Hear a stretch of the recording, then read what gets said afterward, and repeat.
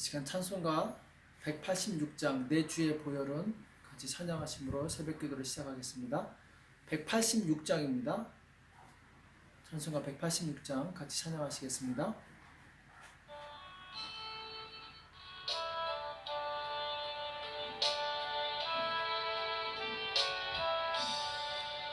내 주의 보혈은 정하고 정하다 내 죄를 정케 하신 주 날 오라 하신다.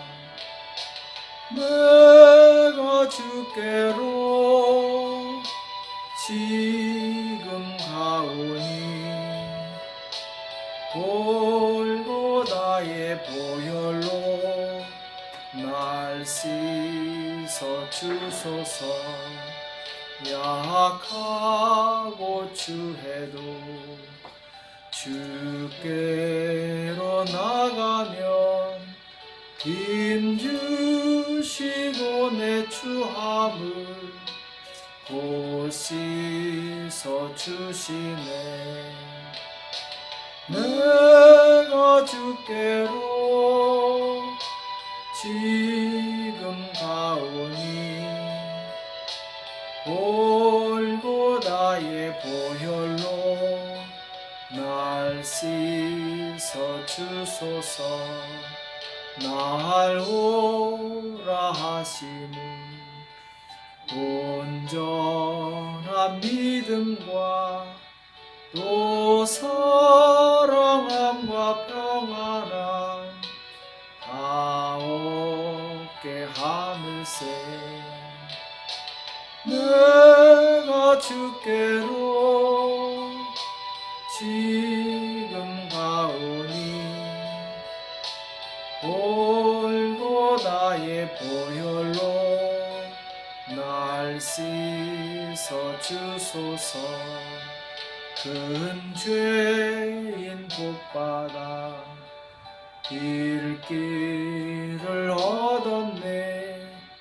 한없이 넓고 큰 은혜 베풀어 주소서.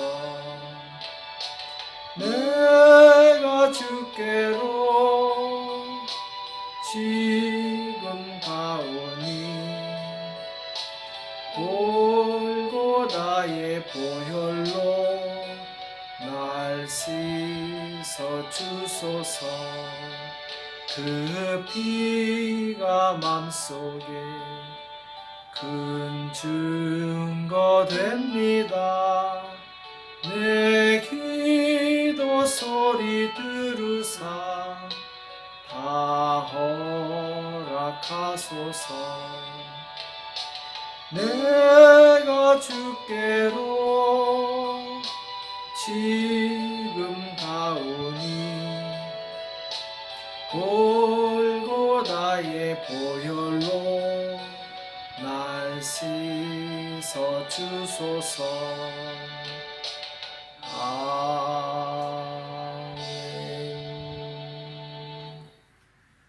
살아계신 하나님 아버지, 이 새벽에 저희들을 불러주시고 하나님 앞에 나올 수 있도록 은혜 주심을 감사합니다. 주의 성령님 우리를 감동하사 주의 뜻 안에 거하게 도와주시옵시고 날마다 말씀으로 우리 영혼이 인도받을 수 있도록 도와주시옵소서. 이 새벽에 우리에게 주시는 말씀을 듣게 원하오니 우리에게 말씀하여 주시옵시고 깨닫는 은혜가 있도록 도와주시옵소서. 감사함이 예수님의 이름으로 간절히 기도합나이다. 아멘. 우리 하나님의 말씀 사무엘하 14장 28절에서 33절 말씀 보겠습니다.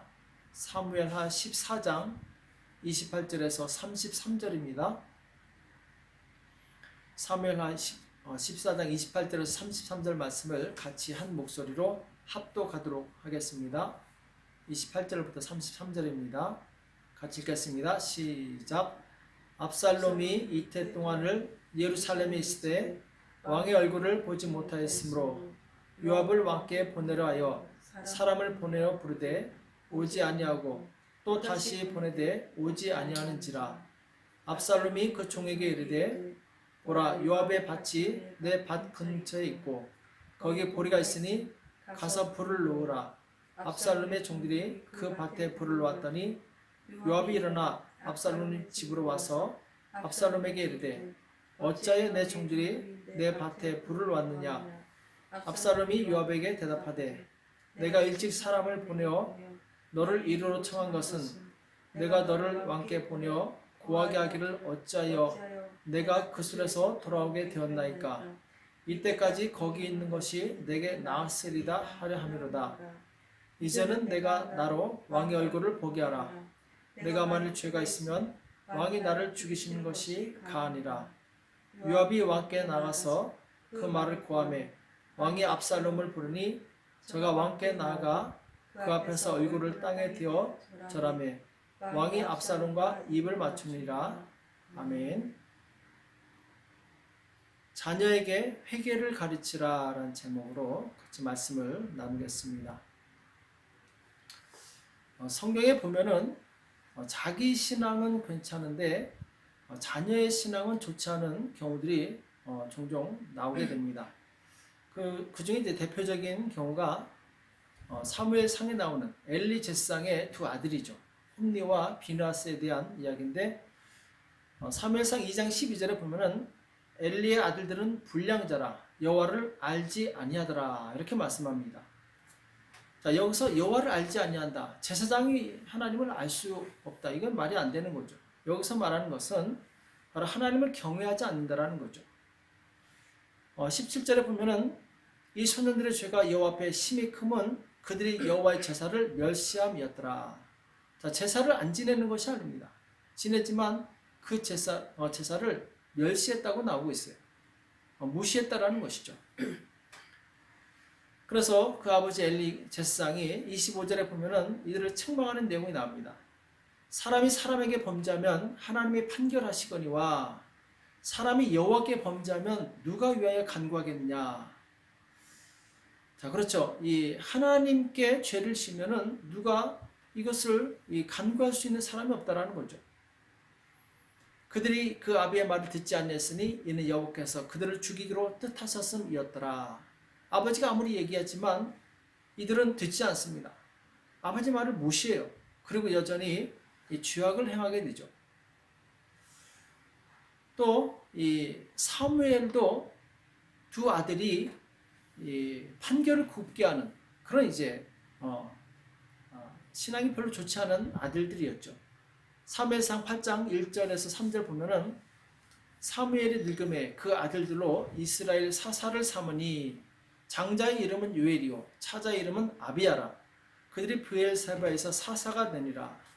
사무엘의 두 아들 요엘과 아비야가 있는데 3절에 보면은 그 아들들이 그 아비의 행위를 따르지 아니하고 이를 따라서 뇌물을 취하고 판결을 굽게 하니라. 그러니까 이들이 사사가 되었는데 재판장이 되었는데 뇌물을 받고 이 판결을 굽게 했다고 말씀하고 있습니다. 자, 사무엘이 누굽니까? 평생 말씀과 기도에 전념한 이 위대한 하나님의 선지자죠. 제사장이었죠. 자, 그런데 그런 사무엘도 자녀 교육에는 실패하고 맙니다. 엘리 제사장과 사무엘 이 두 선지자가 실수한 것이 무엇이냐? 바로 자녀들에게 회개를 가르치지 않았어요. 어려서부터 이 회개하는 법을 가르쳤어야 되는데 이걸 가르치지 않았다는 거죠. 사람은 누구나 죄를 지을 수 있습니다. 왜냐하면 연약한 존재이기 때문에. 자, 그런데 문제는 죄를 지은 다음에 이걸 회개할 수 있어야 된다는 거예요. 회개하지 않는다면 이 사람은 소망이 없습니다. 회개했을 때 하나님께서는 우리 연약함을 용서해 주시고 치료해 주시고 회복시켜 주셔서 바로 다시 일할 수 있는 기회를 주세요. 그러나 회개치 않으면 그 사람은 미래가 없습니다. 소망이 없는 거죠. 내가 회개하지 않겠다라는 것은 내가 죄사함을 받지 않겠다라는 것이고 죄사함을 받지 않겠다라는 것은 그 죄로 인해서 멸망하겠다는 것을 의미합니다. 그러니까 이 회개는 굉장히 중요합니다. 내가 살기 위해서 회개를 해야 돼요. 다윗도 마찬가지죠. 다윗의 아들들이 이 죄악으로 인해서 큰 환난을 당하게 돼요. 그 원인이 무엇이냐? 아들들에게 회개를 가르치지 않았어요. 우리가 이미 배운 것처럼 이 첫째 아들 암논은 이 아버지 다윗을 속이는 것을 쉽게 생각할 정도로 죄를 우습게 알았어요. 사무엘하 13장 6절에 보면은 암논이 곧 누워 병든 채 하다가 왕이 와서 저를 볼 때에, 자, 여기 누워서 병든 채 하더라. 이게 무슨 말입니까? 병이 들지 않았는데 병든 척했다. 그러니까 아버지를 속인 거죠. 그러니까 아버지를 속이는 것이 너무 쉬웠던 사람이에요. 또 이 암몬은 이 여동생 다말을 강간하고, 그리고 나서 그걸 미안한 감정도 없고, 또 이 거기에 대해서 죄책감도 느끼지 않고 우리를 쫓아내 버립니다. 화를 내요. 그렇게 큰 죄를 짓고도 회개하지 않습니다. 압살롬이 그를 보복할 때까지, 복수할 때까지 2년 동안 시간이 주어졌어요. 그러나 2년이 지나도록 암논은 회개하지 않습니다. 만약 그 사이에 자신의 죄를 회개하고 아버지와 그리고 동생 앞에 이 죄를 고백하고 화해했더라면 암논은 죽지 않았을 거예요. 그러나 2년이라는 기간 동안 회개하지 않고 결국 단명하게 됩니다. 셋째 아들 압살롬도 마찬가지죠. 성경에 보면은 압살롬은 정말 아름다운 외모를 가졌다고 기록하고 있어요. 그러나 속으로는 교만이 가득 찼고 회개할 줄 모르는 사람이었어요. 사무엘하 14장 25절에 보면은 온 이스라엘 가운데 압살롬같이 아름다움으로 크게 칭찬받는 자가 없으니 저는 발바닥부터 정수리까지 흠이 없습니다. 온몸에 흠이 없을 정도로 완벽했다. 이렇게 말씀하고 있어요. 그 머리털이 무거움으로 연말마다 깎았으며 그 머리털을 깎을 때에 달아본 중 왕의 저울로 200세겔이었더라. 이렇게 나옵니다. 자, 이스라엘 백성에게 이 머리카락이 길다는 것은 힘과 영광을 상징했습니다. 여기서 1년에 200세겔이었다. 자, 무게가 왕의 저울로 200세겔. 이것은 약 3.8kg 정도 되는데 일반 사람들은 한 500g 정도 된다고 합니다. 그러니까 몇 배나 많은 거죠. 자, 그런데 이 압살롬은 정말 화려한 외모, 아주 늠름한 외모를 가지고 있었지만 그 속은 좁고 회개할 줄 모르는 아주 교만한 사람이었어요. 자기 동생을 강간했다고 그 형 암논을 살해합니다. 그리고 그슬로 도망가요. 3년을 보냈지만 회개하지 않습니다. 거기서 아무런 죄책감도 미안한 마음도 없이 편안하게 지내요. 그걸 어떻게 할 수 있느냐? 오늘 32절 말씀에 보면은 자신을 이 구슬에서 데리고 온 요압을 원망합니다. 화를 내요. 내가 너를 왕께 보내어 구하게 하기를 어찌하여 내가 구슬에서 돌아오게 되었나이까? 이때까지 거기 있는 것이 내게 나았으리다. 그러니까 압살롬은 구슬에 있는 것이 나았다라는 거죠. 누구 하나 간섭하는 사람 없고 너 잘못했다고 뭐라고 하는 사람 없이 얼마나 편합니까? 거기 있을 때가 좋았다라는 거죠. 이제는 내가 나로 왕의 얼굴을 보게 하라. 내가 만일 죄가 있으면 왕이 나를 죽이시는 것이 가하니라. 굉장히 뻔뻔합니다. 내가 죄가 있으면은 죽여라 이 말이죠. 사람을 죽여놓고 이 압살롬은 죄가 있으면 나를 어떻게 해봐라. 이렇게 아주 교만하게 나오고 있어요. 또 이 압살롬은 남을 배려하는 것, 남에게 피해주는 것을 아무렇지 않게 여깁니다. 오늘 말씀에 보면은 요압을 부르는데 요압이 반응하지 않으니까 요압의 밭에다가 불을 질러버려요. 그럼 남의 밭에다 불을 지르는 이런 그야말로 안아 보이는 사람이 어디 있겠습니까? 그러니까 지금 압살롬은 남의 재산에 피해가 가든 말든 남이 죽든 말든 거기에 별로 신경 안 쓰는 아주 교만한 사람이었다는 거죠. 그러니 당연히 회개할 줄 몰랐겠죠. 회개를 하지 않은 거죠. 오늘 마지막 절에 보면은 드디어 이제 요압을 통해서 다윗 왕 앞에 나가는데 저가 왕께 나가 그 앞에서 얼굴을 땅에 대어 절하매. 얼굴을 땅에 대어 절한다는 것은 최고의 공손의 표현인데 사실 겉으로만 그렇지 속으로는 그렇지 않았죠. 15장에 가서 바로 압살롬은 모반을 시행하게 됩니다.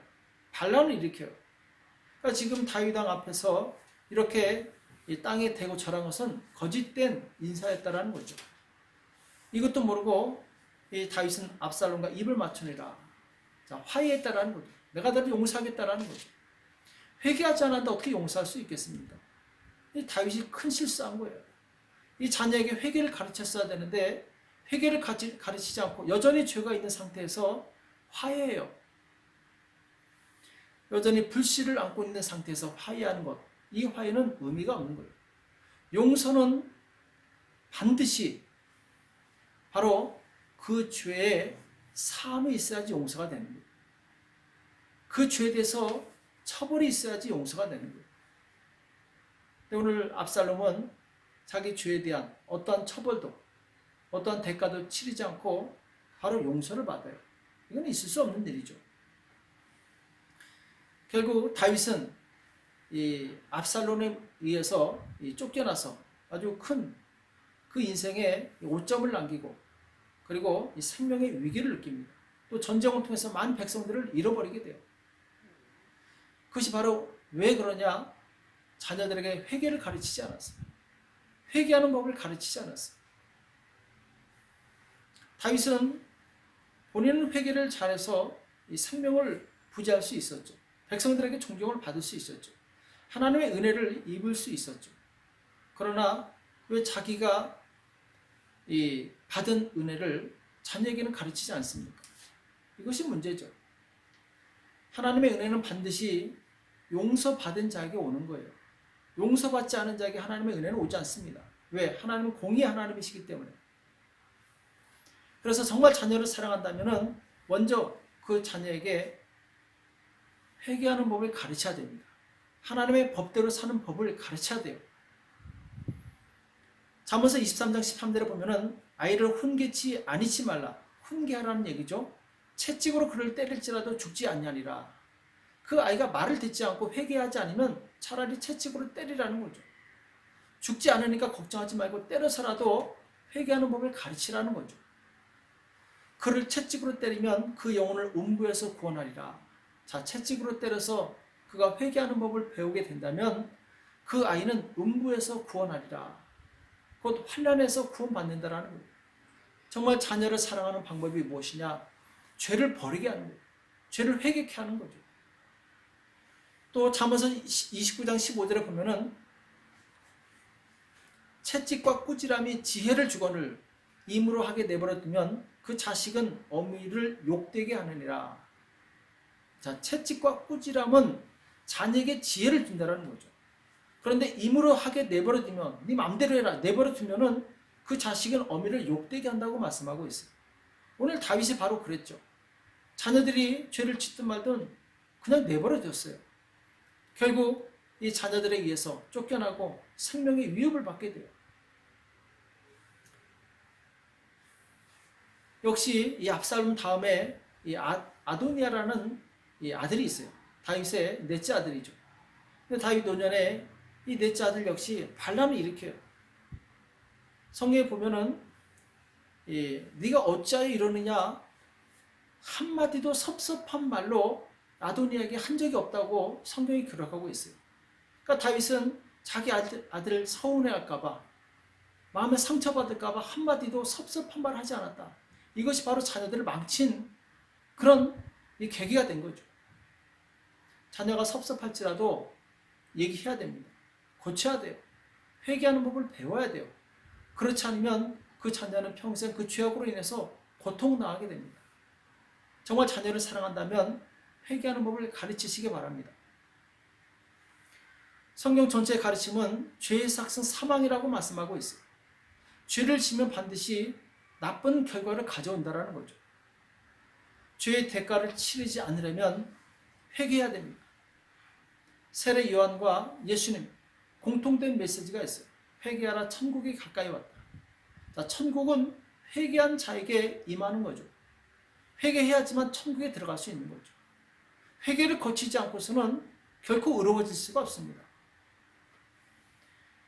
사도행전 2장에 보면은 오순절날 성령께서 이 3,000명에게 임하시는 내용이 나오는데, 자, 이때 복음을 전한 베드로가 뭐라고 얘기하냐면은 이 백성들이 말씀 듣고 마음을 찔려할 때 너희가 회개하여 각각 예수 그리스도의 이름으로 세례를 받고 죄 사함을 얻어라. 그리하면 성령을 선물로 받으리니 이렇게 말씀하고 있어요.